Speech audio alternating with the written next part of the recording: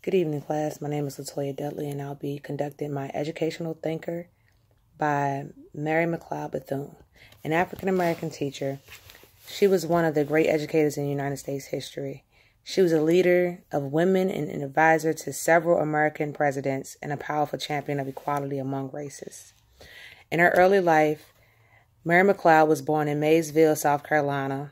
Her parents, Samuel and Patsy McLeod, were former slaves, as were most of her brothers and sisters. Mary was the 15th child of 17 children. After her parents were freed, they saved up and bought a small farm of their own. Mary helped her parents on the family farm. When she was 11 years old, she entered a school established by a missionary from the Presbyterian Church. She walked 5 miles to school each day, then spent her evenings teaching everything she just learned to the rest of her family. Later, Mary received a scholarship to attend Scotia Seminary, a school for African-American girls in Concord, North Carolina. She was strongly influenced by both white and black teachers there and met some of the people with whom she would work closely later. Although she was very serious about her studies, this did not prevent her from becoming a lively dancer and developing lasting love of music. Dynamic and alert, she was very popular. Her classmates looked at her as a leader. After graduating in 1893, she attended Moody Bible Institute in Chicago, Illinois. Her career as an educator started after graduation from Moody Bible Institute. Mary wished to become a missionary in Africa. However, she was told that African Americans were not allowed to take positions like that. She became an instructor at the Presbyterian Mission School in Maysville in 1896 and later at Haynes Institute in August, Georgia in 1896 and 1897. While she was working at Kendall Institute in Sumter, South Carolina in 1897 and 98, she met Albertus Bethune, whom she later married, had a son with. Her devotion to educational African-American children caused problems with her marriage. However, the couple eventually separated.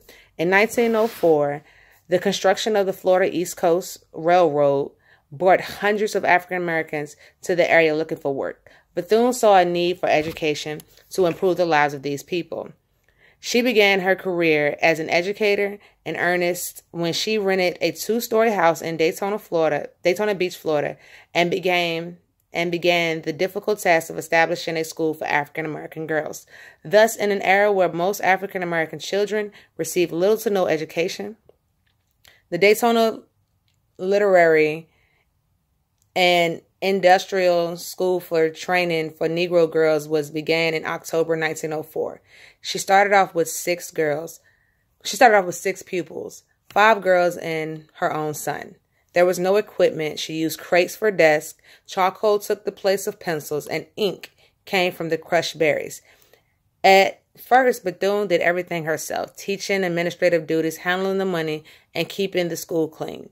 She searched garbage dumps for items the school could restore and use. Furniture and pieces of wood.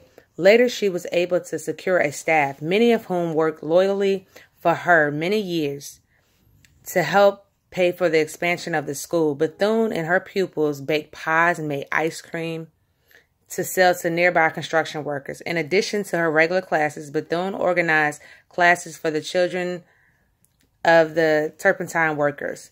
In these ways, she satisfied her desire to serve as a missionary.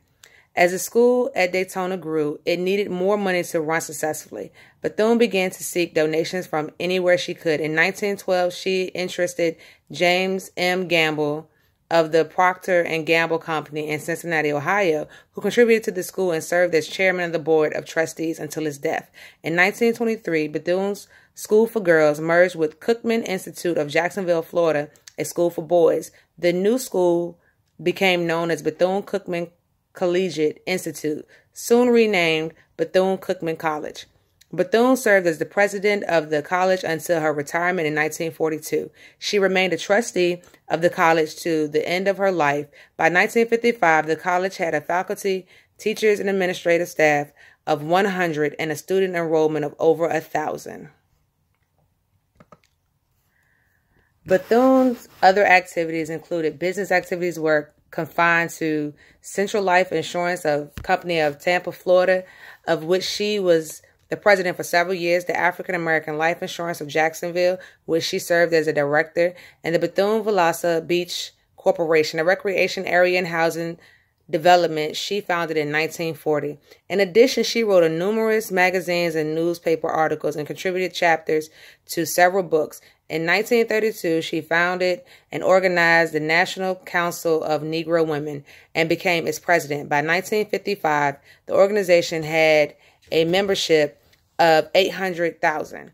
Bethune also gained national recognition in 1936 when President Franklin D. Roosevelt appointed her Director of African American Affairs in the National Youth Administration and a special advisor on minority affairs. She served for 8 years and supervised the development of employment opportunities and recreational facilities for African American youth throughout the United States. She also served as a special assistant to the Secretary of War during World War II.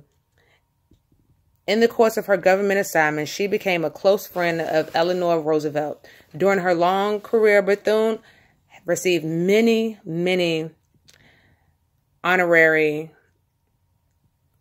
without fulfilling the usual requirements. Awards such as including the Haitian Medal of Honor and Merit in 1949, the highest award of Haitian government. Mary McLeod died in Daytona Beach on May 18, 1955 of a heart attack. She was buried on the campus of Bethune-Cookman College.